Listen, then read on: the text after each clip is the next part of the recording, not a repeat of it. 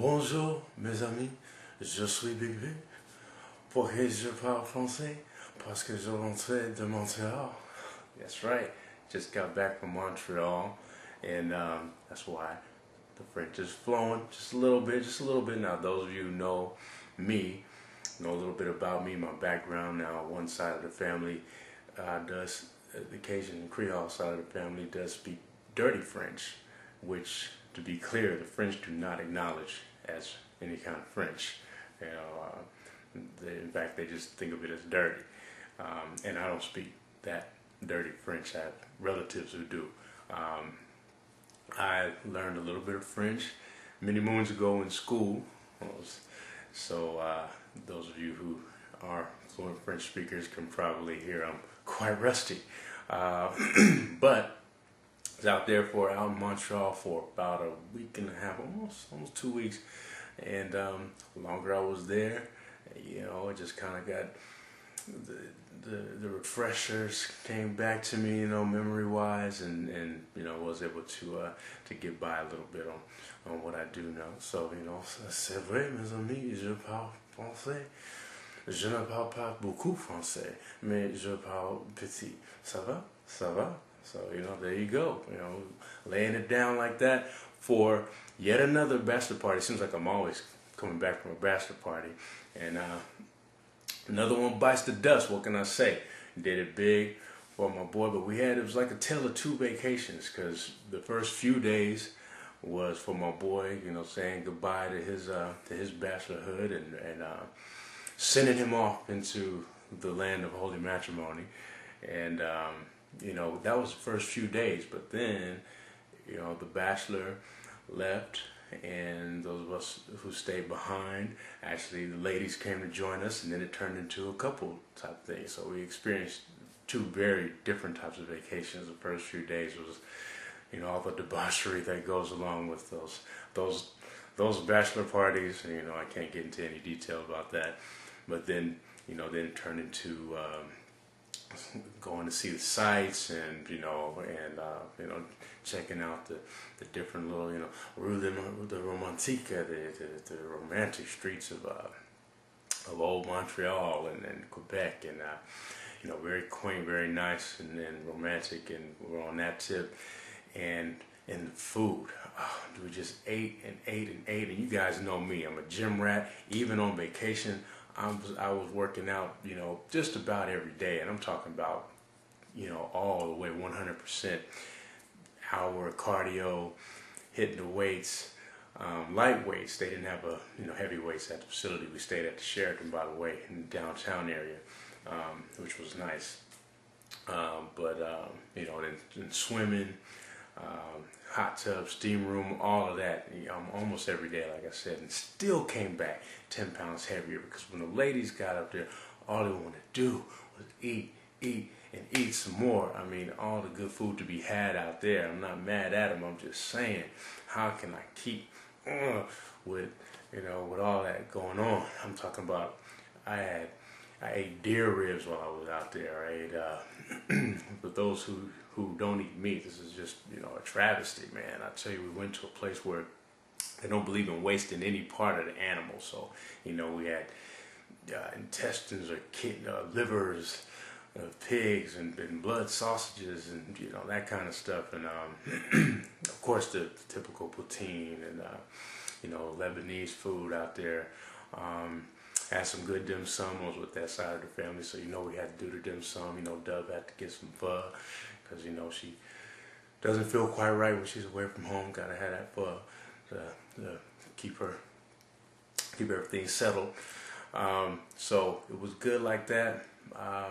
But by far, there was for me, the standout meal, and my palate is not that sophisticated. The standout meal for me while I was there's a place called the Trois Brasseurs.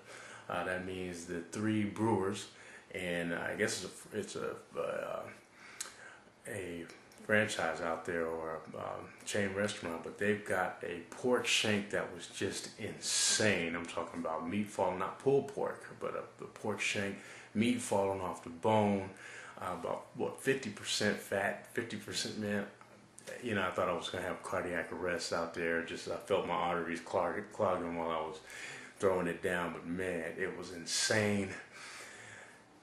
What can I say? Lots of good food. Again, back 10 pounds heavier, trying to work it back up and get back to where I need to be. Saw a lot of sights, a lot of beautiful architecture out there. Visited La Basilique Notre Dame de Montreal. That's a nice, cathedral. The Jardin Botanique,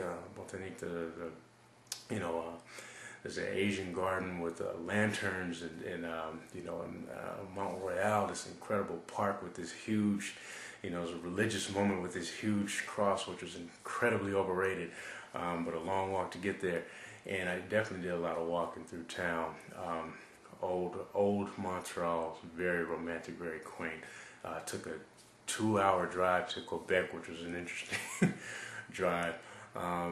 And visited a real nice bistro out there and had some kind of goat pate and some other just incredibly good food. So what can I say? It's a good times had by all. Again, I stayed at the Sheraton in the downtown area, a very nice hotel. Got to see both sides of everything, the nightlife.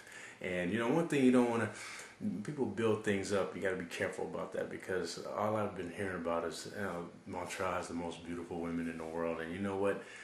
You should never build that kind of expectation, because there's beautiful women all over the world. And don't get me wrong, my friends, mes amis, un petit Jolie, je t'adore, I really, the ladies, beautiful, don't get me wrong, got it going on, tight.